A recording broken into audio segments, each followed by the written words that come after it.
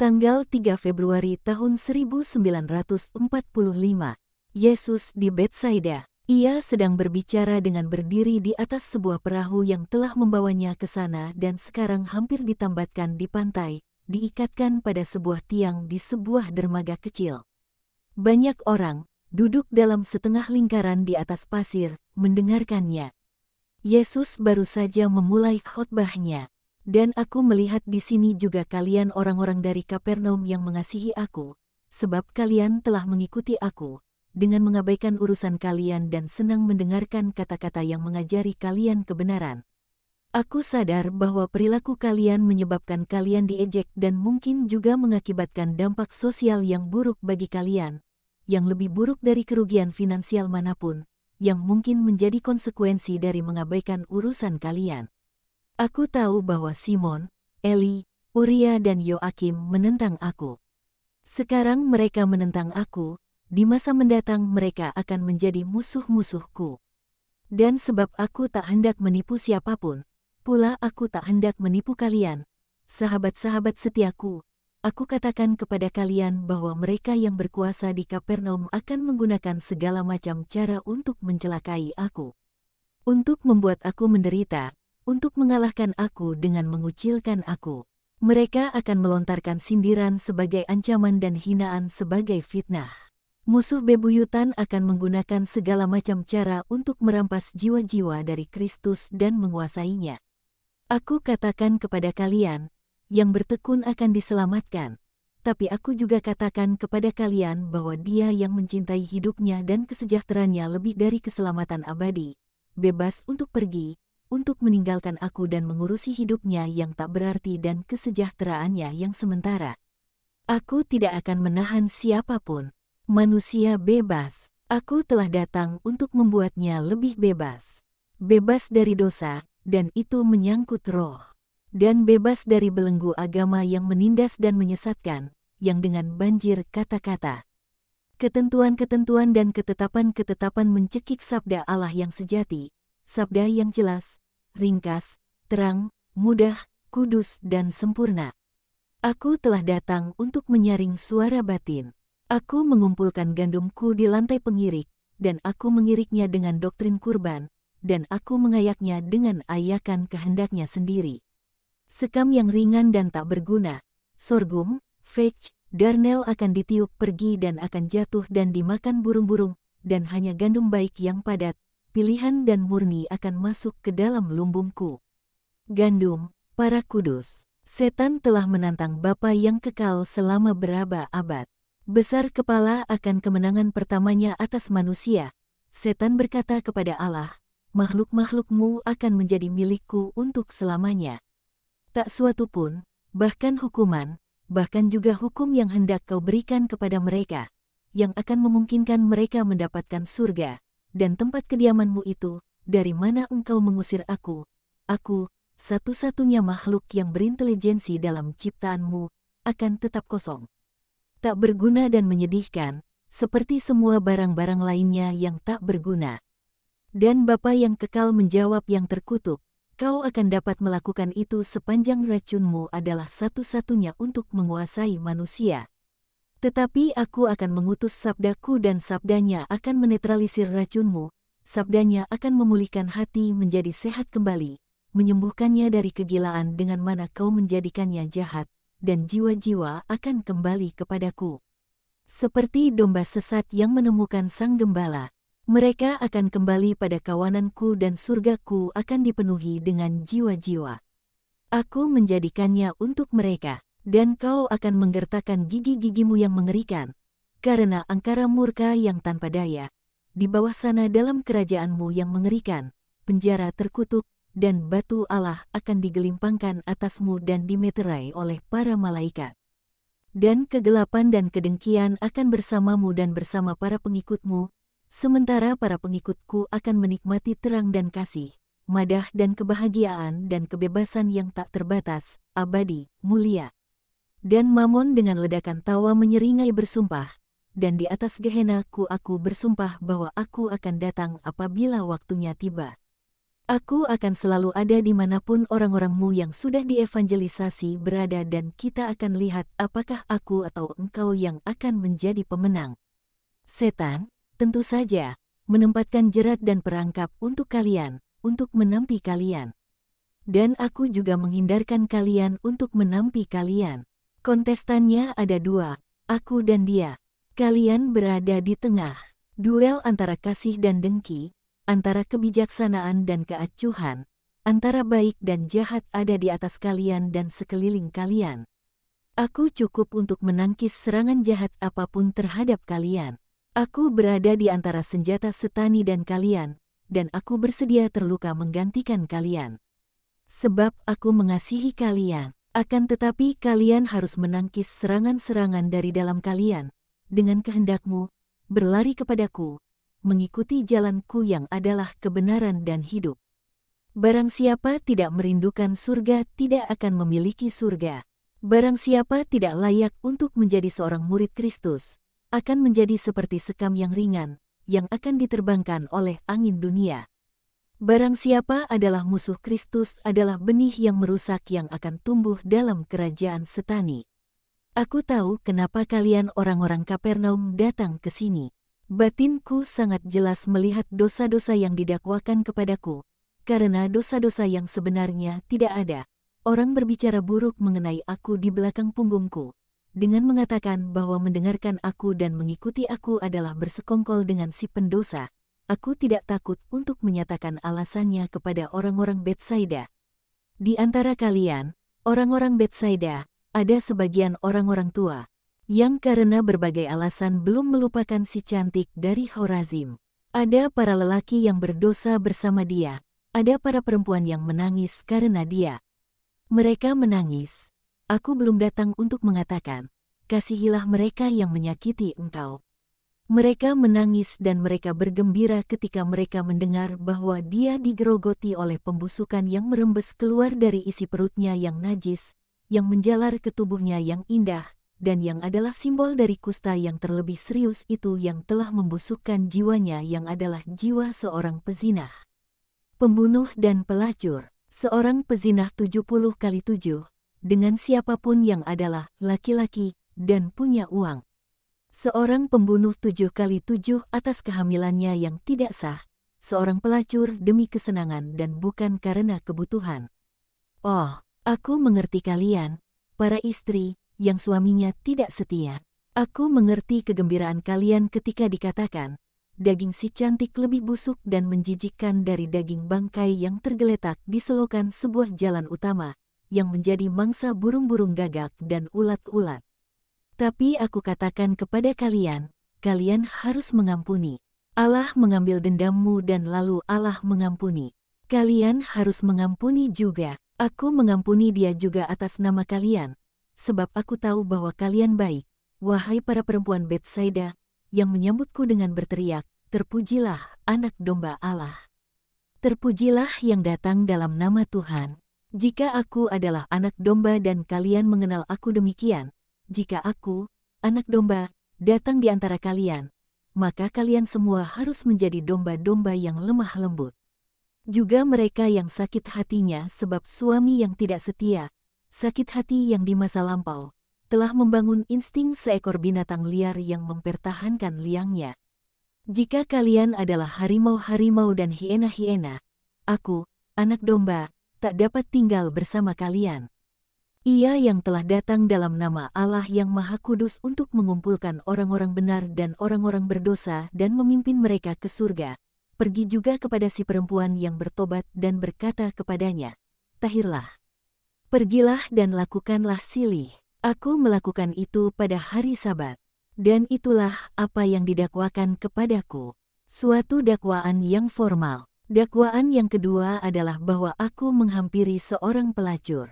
Seorang perempuan yang dulunya adalah seorang pelacur. Tapi sekarang adalah suatu jiwa yang meratapi dosa-dosanya. Baik, aku katakan, aku melakukannya dan aku akan melakukannya. Bawalah kepadaku kitab, selidikilah, pelajarilah, telitilah dengan seksama. Temukan, jika kalian dapat, satu ayat yang melarang seorang dokter untuk menyembuhkan seorang sakit, atau seorang Lewi untuk mengurus altar, atau seorang imam untuk mendengarkan seorang percaya, hanya karena hari itu adalah hari Sabat. Dan jika kalian dapat menemukannya dan menunjukkannya kepadaku, maka aku akan menebah dadaku dan berkata, "Ya Allah, aku telah berdosa terhadap Engkau dan terhadap manusia. Aku tidak layak akan pengampunan.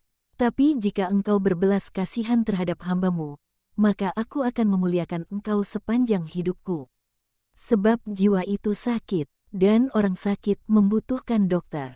Adalah altar yang dicemarkan dan seorang Lewi dibutuhkan untuk menyucikannya. Adalah seorang percaya pergi menangis di bait Allah dari Allah yang benar, dan diperlukan seorang imam untuk melayaninya. Dengan sungguh-sungguh aku katakan kepada kalian bahwa aku adalah si dokter, si Lewi, si imam. Dengan sungguh-sungguh aku katakan kepada kalian bahwa jika aku tidak melakukan kewajibanku, dan aku kehilangan satu saja dari jiwa-jiwa yang rindu untuk diselamatkan, maka Allah Bapa akan memintaiku pertanggungjawaban untuk itu dan akan menghukumku sebab kehilangan jiwa itu. Itulah dosaku, menurut mereka yang berkuasa di Kapernaum. Aku dapat saja menunggu hingga keesokan hari untuk melakukannya. Ya, tapi mengapakah menunda 24 jam untuk menganugerahkan kepada suatu hati yang bertobat damai Allah?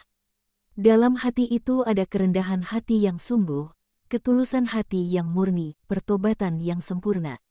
Aku melihat ke dalam jiwanya. Kusta masih menempel pada tubuhnya, tapi hatinya telah ditahirkan oleh balsam pertobatan selama bertahun-tahun, oleh air mata dan silih. Hanya konsekrasi kembali olehku yang dibutuhkan untuk menarik hati itu dekat kepada Allah, tanpa mencemarkan udara murni sekeliling Allah dengan kedekatannya. Dan aku melakukannya. Dia keluar dari danau dengan tahir juga dagingnya, tapi terlebih lagi tahir jiwanya. Betapa banyak dari mereka yang masuk ke dalam air Yordan demi mentaati seruan sang perintis jalan tidak keluar setahir dia. Sebab pembaptisan mereka tidak sukarela, tulus, tindakan sepenuh hati dari suatu jiwa yang antusias untuk siap bagi kedatanganku. Melainkan hanya suatu formalitas untuk tampil kudus sempurna di hadapan mata dunia. Oleh karenanya itu adalah kemunafikan dan kesombongan belaka. Dua dosa yang menambah timbunan dosa yang telah ada dalam hati mereka. Baptisan Yohanes adalah sekedar simbol. Artinya, singkirkanlah kesombonganmu dengan merendahkan diri kalian dan mengakui bahwa kalian adalah orang-orang berdosa. Singkirkanlah hawa nafsu kalian dengan membasuh diri kalian dari kotoran-kotorannya. Jiwa kalian seharusnya dibaptis oleh kehendak kalian untuk bersih dan siap bagi perjamuan Allah. Tak ada dosa yang sebegitu berat hingga tak dapat disingkirkan pertama-tama oleh tobat, dan lalu oleh rahmat dan yang terakhir oleh Sang Juru Selamat. Tak ada seorang pendosa yang sebegitu parah hingga dia tak dapat mengangkat wajahnya yang hina dan tersenyum pada pengharapan akan penebusan. Cukuplah baginya untuk sepenuhnya tidak lagi berdosa, untuk menjadi pahlawan dalam melawan pencobaan-pencobaan, tulus dalam kerinduannya untuk dilahirkan ke dalam suatu hidup baru. Sekarang akan aku katakan kepada kalian sesuatu yang benar, dan meski begitu mungkin tampak seperti suatu hujat bagi para musuhku. Tapi kalian adalah sahabat-sahabatku. Aku berbicara secara istimewa berkenaan dengan kalian, para muridku yang telah terpilih, dan kalian semua yang mendengarkan aku. Para malaikat, roh-roh yang murni dan sempurna, hidup dan bersukacita dalam terang Tritunggal Maha Kudus. Meski kudus, mereka lebih rendah, sama dengan inferior, dari kalian manusia, yang jauh dari surga. Dan mereka mengakui inferioritas mereka. Inferioritas mereka tercakup dalam ketidakmungkinan mereka untuk mengorbankan diri dan menderita demi bekerja sama dalam penebusan manusia. Bagaimana pendapat kalian mengenai itu? Allah tidak mengambil seorang malaikat dan berkata kepadanya, "Jadilah penebus umat manusia." Melainkan ia mengambil putranya sendiri. Dan meski kurban putra tak terhitung nilainya dan kuasanya tak terbatas, Bapa, yang tahu bahwa masih ada sesuatu yang kurang dari jumlah jasa-jasa untuk dipertentangkan dengan jumlah dosa-dosa yang ditimbun manusia setiap saat. tidak mengambil malaikat-malaikat yang lain untuk menggenapi takaran itu dan tidak mengatakan kepada mereka, menderitalah agar serupa Kristus, melainkan ia mengatakan itu kepada kalian, manusia. Begitu besarlah kebaikan kebapaannya hingga ia tidak mengadakan pembedaan antara putra dari kasihnya dengan anak-anak dari kuasanya.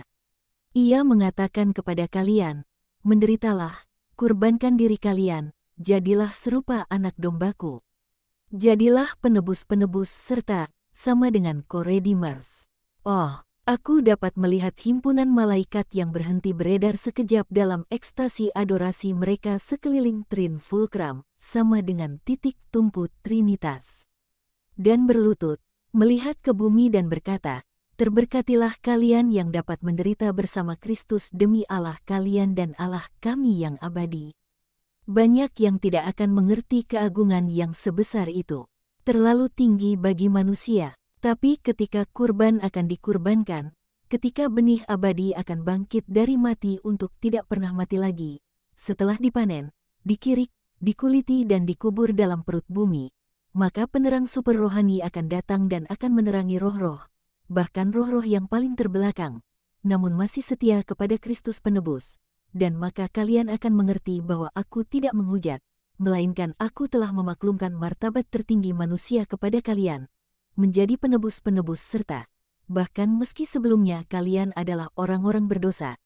Sementara itu bersiaplah untuk martabat yang sedemikian agung dengan hati dan intensi yang murni. Semakin engkau murni semakin engkau akan mengerti. Sebab ketidakmurnian, apapun itu, selalu adalah asap yang menyuramkan dan memberatkan baik pandangan kalian maupun intelek kalian. Jadilah murni, mulailah dengan tubuh kalian dan lalu menjalar ke jiwa kalian.